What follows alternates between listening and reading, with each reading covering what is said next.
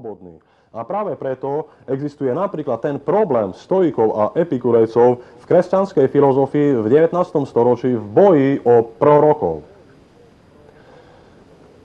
Len tak na okraj je to treba spomenúť. Proroci, ktorí boli predstavovaní, alebo ktorí sa hovoria, že ako predpovedajú budúcnosť, že on ten prorok hovorí, čo bude. Tak samozrejme, že tá škola kresťanská, ktorá bola tými epikurejcami, alebo ich poznala, tvrdí, prorok hovorí zhruba toto. Ak sa stane to, tak dôsledkom toho bude tamto. Ak sa nehovorí, bude zlé, ale podmienuje, hovorí, som schopný poznať, že pokiaľ ten proces sa bude takto odohrávať, tak dôsledok bude taký, je poznateľný. Ale ja netvrdím, že tak sa to bude odohrávať. Ja to neviem. Sme slobodní. Stále, skutočne ako je, si treba všimnúť práve tam, že každý prorok začína svoje proroctvo slovom ak. Podmienuje. Nikdy netvrdí.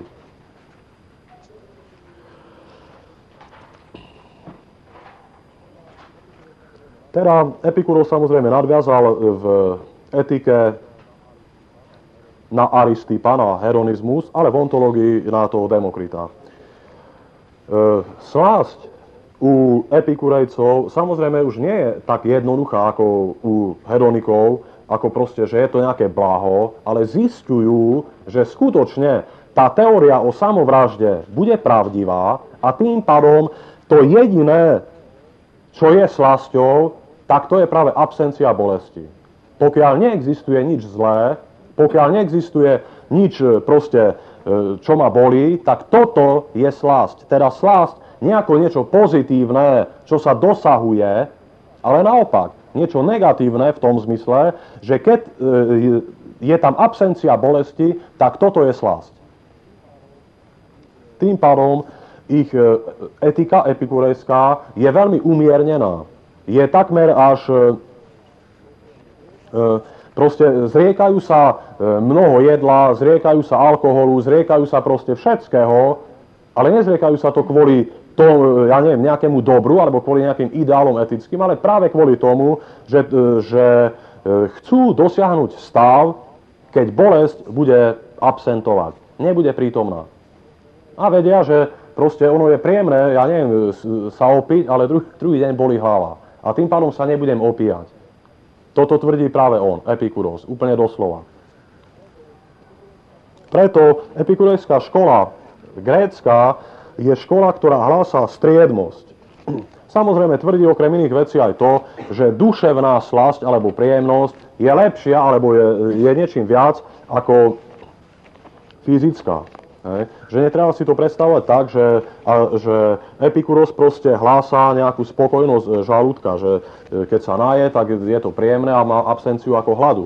Takto ako nie. Ale je tu dobre si všimnúť, že práve na základe tohoto hedonistického tvrdenia, že všetko, o čo má ísť, je vlastne moja príjemnosť.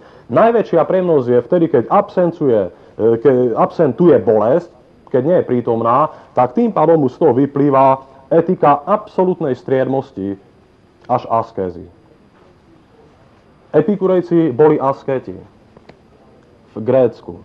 Samozrejme, epikurejská škola bola jedinou školou takmer, okrem stoikov, lebo tá stoická tak sa až nerozšírila, ktorá sa potom silne rozšírila v Ríme. Rímania neprevzali nič z gréckej filozofie. Tie reči proste o tom, že Rím tým, že anektoval Grécko, tak hlavne anektoval jeho kultúru, sú snáď prehnané. Nie je to pravda. Rímania prevzali epikurejskú školu, snáď niečo zo stoikov, ale nič viac. Platón, Aristoteles a starší filozofi sa nečítali v Ríme vôbec. A epikurejskú školu pochopili Rímania tak, že treba všetko urobiť preto, aby sme boli slastní. Hej? A napríklad práve tie lukulské hostiny, o ktorých sa hovorí, tie lukulské hory, ten Lucullus bol ako normálne človek, ktorý ako proste zaviedol na svojich hostinách niečo také, že keď sa dobre najem nejaké veci, tá príjemnosť, ktorá prichádza pri tom jedle, je málo.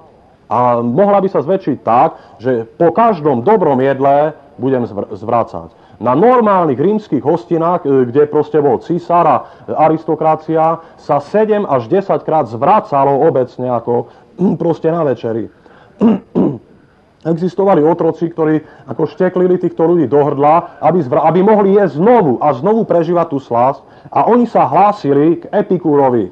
Aký to omyl. Gréci a grécka škola epikurejská ronili slzy, plakali nad tým nedorozumením, že to je proste nepravda, že Epikuros toto nechcel, že takto sa zneužiť nemá. A takýmto spôsobom proste Epikúra Rímanom doniesli práve tí ľudia, o ktorých sme si hovorili, Seneca napríklad a Cicero a tak ďalej a tak ďalej. To je ich proste práca, ako filozofická.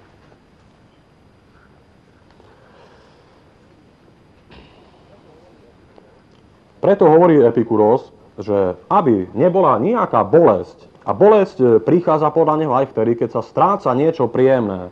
Keď napríklad už nemôžem proste sa tešiť z toho, z čoho som sa tešil, tak prichádza bolesť, smútok zo stratenej veci.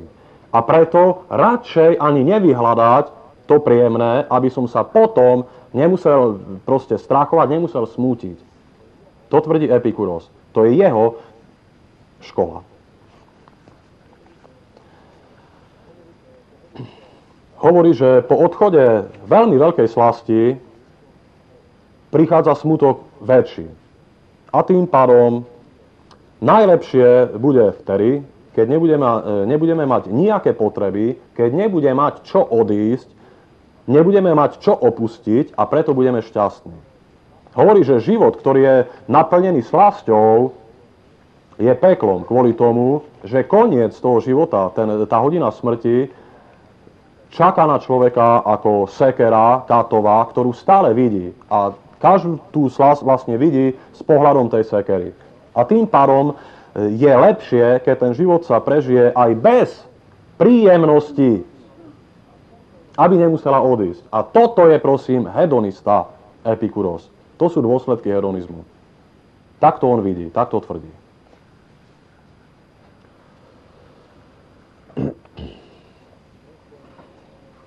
Proste boli poučení silne Kynickou školou.